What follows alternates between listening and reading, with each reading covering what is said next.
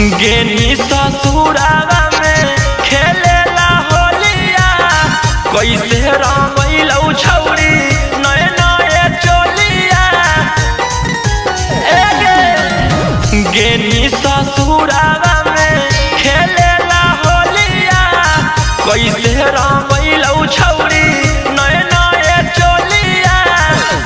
मन भरलौ कि फगुआ उजार हो गेल। भतरा नहीं छुलकौ सब बेकार हो गेल। देवरा डलल कौत पार हो गेल। चीजवा पर हमर छोड़ा मार हो गेल। देवरा डलल कौआर पार हो गेल। देवरा डलल भतरा नहीं छुलकौ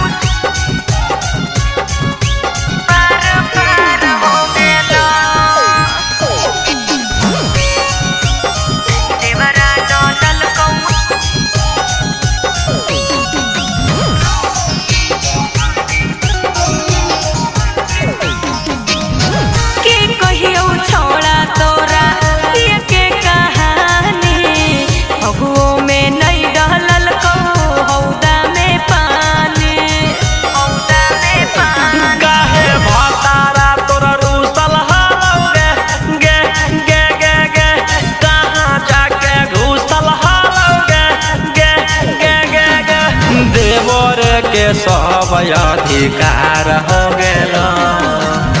भतरा ने छुलको सब बेकार हो गेल। देवरा डलल कौत पार हो गेल। चीजवा पर हमर थोड़ा मार हो गेल। देवरा डलल कौआर पार हो गेल।